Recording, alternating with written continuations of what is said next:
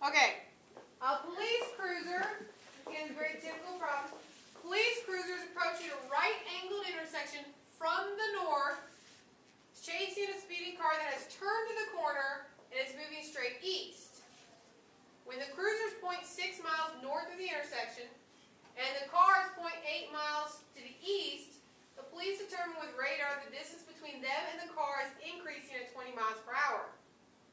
If the cruiser is moving 60 miles per hour at the instant of measurement, what is the speed of the car? So, draw a picture here. I have a right-angled intersection, correct? And hopefully you know north, east, south, west, correct? No, never eat shredded wheat. Never eat soggy waffles, never eat sour watermelon. Anyway, so we have a police car that's coming down from the north, right? Okay. So I'll call him X. Now the car that he's chasing has already turned the corner and is going this way, right? So we'll call him Y. And the road might go on, right? I'm just saying, looking at that chunk where they actually are. Okay. And we chose right angle. So obviously I should go ahead and look at the distance between them. I'll call that Z. Right? Because that's what we're actually looking at, the distance between the cop and the car. That is actual distance, straight line to it. Yes? So there's my variables. Now let's label what we know. It says, when the cruiser is 0.6 miles north, what do they give me there? X. Is that constant? No. So it means you cannot plug in until after you drive. Okay? Now they say the car is 0.8 at that same moment. So there's Y. The police determine with the radar that the distance between them is increasing at 20 miles per hour. Which one of these represents the distance between them?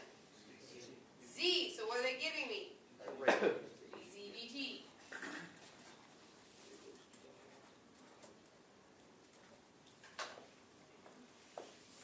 If the cruiser is moving at 60 miles per hour, what is the speed of the car? So what they give me there? Dx dt.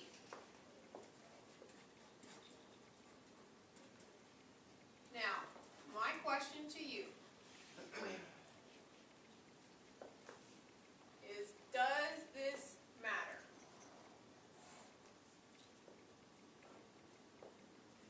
Just like suppression intersection, that's all that matters. The fact that it's going down? But speed doesn't matter. It's positive. But there's no real, I mean, it's on the phone.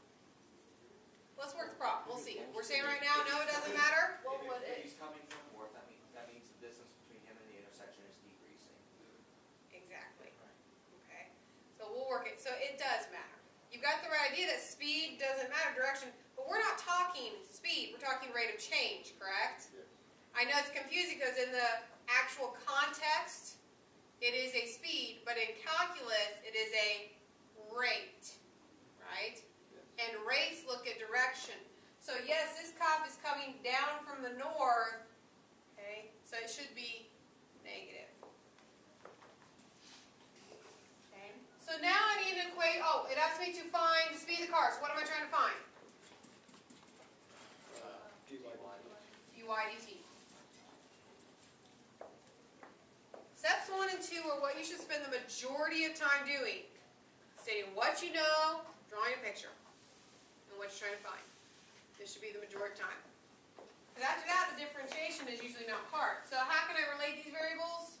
Pythagorean theorem.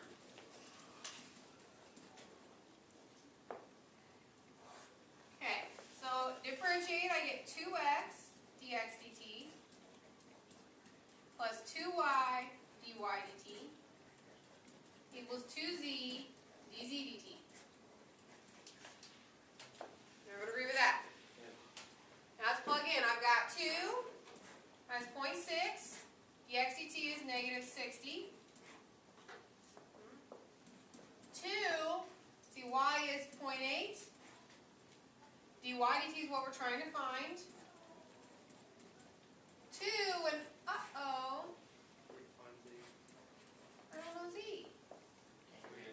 But I can find it because at the moment x is 0.6 and 0.8. I can find what z is at that same moment. You don't need a calculator. Isn't that a Pythagorean triple?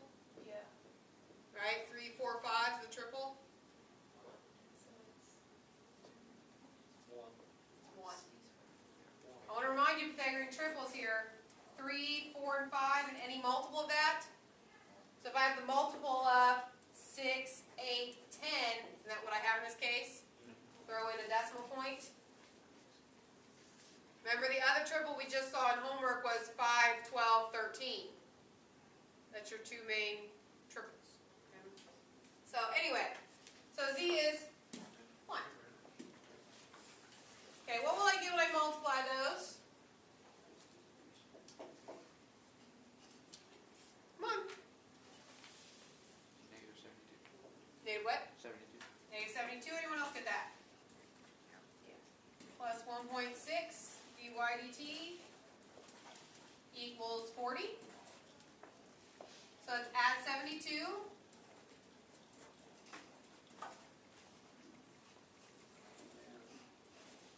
Oops, go away. Oh, I didn't want to do that. Add 72, 2, 111, 112. Can't speak today. Divide, what will I get? What? 70? Does everyone get that? And what are we in? Miles per hour. So now I want to revisit that whole negative question. Had this not been negative 60, this would have been a positive number, which means you would have subtracted from 40. It would have been 32, negative 32. So you'd be going towards the top? But then divide negative 32 by 1.6. So your rate isn't even going to be the same. Your answer will be wrong. It's not just like it's going to be a matter of off a negative. It's literally going to be the wrong number. So we have to watch this. And yes, it is confusing because speed, we think in terms of physics, is just rate, not direction, correct?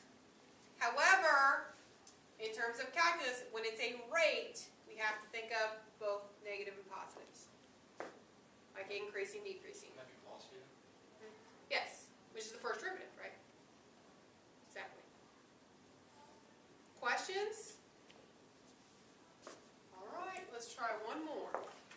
And actually, we'll try it after break.